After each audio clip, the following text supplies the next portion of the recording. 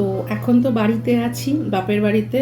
আজ ক্রিসমাসের দিনে সবার আবদার, বিশেষ করে বাপির, যে মাটন রেজালা করতে। তো আমি আজকে এখানে রেজালা করব সন্ধেবেলা রাতের ডিনারের জন্য। তো এখানে 1 কেজি 250 মতো মাটন আছে। এটাকে আমি এখন আগে ম্যারিনেট করে রাখবো দিনের বেলা। এখানে আমি দই দিচ্ছি। দইটা দেখে নিতে হবে কতটা লাগবে। আর এখানে আদা রসুন পেস্টটা আমি এখানেই ইউজ করে নিচ্ছি ম্যারিনেশনের সময়, পরে আর দেব না। আর আদা রসুনটা না দিলে মাটনটায় একটা হালকা স্মেল দেয় না। আর নুন, আর কিছুই দেব না এখন। এই দিয়ে ম্যারিনেট হাত লাগাতে হয়, বাঙালিকে ওই চামচ হাতা দিয়ে ঠিক ম্যারিনেশন ভালো হয় না, হাত লাগিয়েই ম্যারিনেট করতে হবে। সেটা কারোর ইচ্ছে হলে হাত না লাগাতে পারে, আমার এটাই সুবিধা লাগে। তো ম্যারিনেট করে রেখে দেবো এখন 2-3 ঘন্টা। তারপরে এটাকে আমি কুকারে একটু সিটি দিয়ে নেব, কয়েকটা সিটি, কারণ নাহলে অনেকটা সময় লেগে যাবে।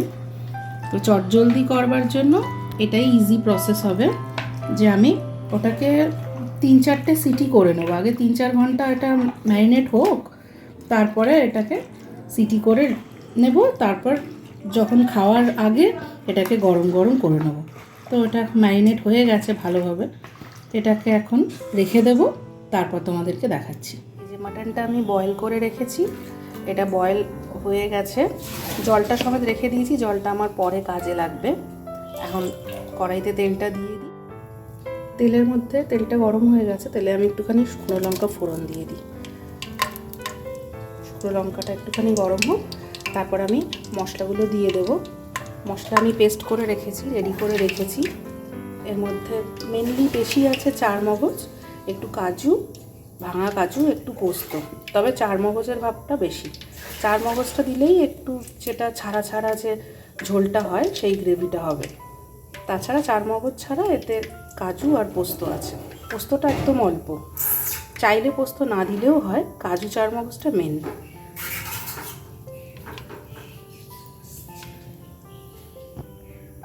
মশলাগুলো দিয়ে দিয়েছি, মশলাগুলোকে কষাচ্ছি ভালো করে।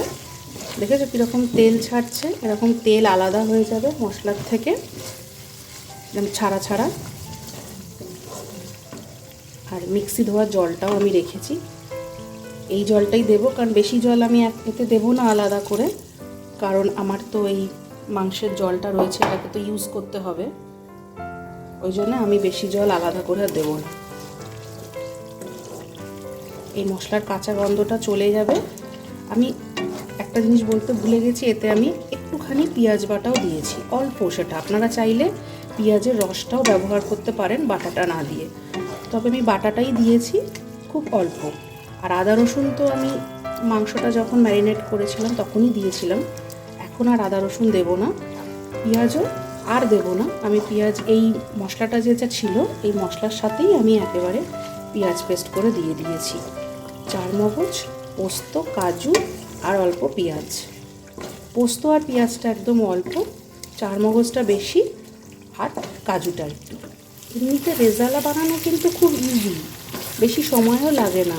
ম্যারিনেশনটাই মেন, ম্যারিনেশন আর এই মশলাটা, সব মশলার পরিমাণটা ঠিকঠাক থাকলে রেজালা কিন্তু বেশি সময় লাগে না। আমি একটুখানি গোলমরিচ গুঁড়ো দিয়ে দিচ্ছি, কারণ এতে তো আর ওইভাবে ঝাল ইউজ করা যায় না। শুকনো লঙ্কা যা ফোড়ন দিয়েছি, আর একটু গোলমরিচ। পরে যদি লাগে আপনারা টেস্ট অনুযায়ী আর একটু গোলমরিচ দিতে পারেন। আর নুনটা আমি এখন দিচ্ছি না, লাস্টে চেখে নিয়ে দেবো, কারণ আমার তো নুন মাংসে ম্যারিনেট করাই আছে। তারপর বেশি হয়ে গেলে ভালো লাগবে না, কম হলে তবু দিয়ে খাওয়া যায়। এই মাংস সেদ্ধর জলটা দিয়ে দিয়েছি এতে, এটা একটু ফুটে যাক ভালো করে, তারপর আমি মাংসগুলো দিয়ে দেবো।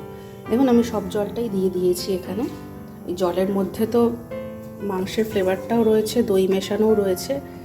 আর এখন আমি এতে একটুখানি সামান্য চিনি দেব, কারণ নুনটা আর দইটা যেটা রয়েছে তাতে যেন টক টক না হয়ে যায় বেশি, সেই নুন আর টকের সঙ্গে একটু ব্যালেন্স করবার জন্য সামান্য একটু দেওয়া।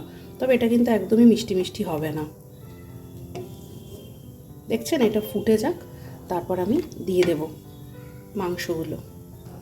মাংসটা দিয়ে দিয়েছি এতে, এবার ফুটছে, একটু ভালো মতো ফুটে নিক, মশলার সঙ্গে গ্রেভির সঙ্গে সব কিছুর সঙ্গে মাংসটা ভালো করে ফুটে ফ্লেভারটা মিশে যাক ভালো করে, আর ঝোলটাও আরেকটু টেনে নিক।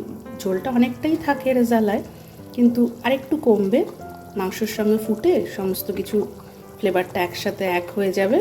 ততক্ষণ এটাকে পুরো ফুল ফ্লেমে না, আমি একটু ফ্লেমটা কমিয়ে দিলাম, দিয়ে একটুখানি চাপা দিয়ে দেব। 10-15 মিনিটে হয়ে যাবে। হয়ে গেছে, দেখি ঢাকনাটা খুলে 10 মিনিট হয়ে গেছে। দেখো ঝোলটাও অনেকটা কমে গেছে, অথচ পাতলা ভাবও রয়েছে। এবার এটাতে একটুখানি ঘি দেব,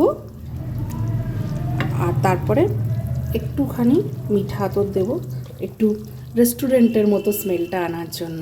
এই যে 1 চামচ ঘি দিয়ে দিলাম।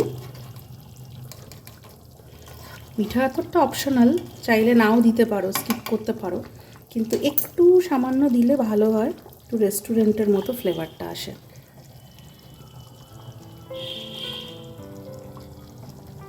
ব্যাস একটুখানি জাস্ট। এবার এটাকে বন্ধ করে ঢেকে রাখবো।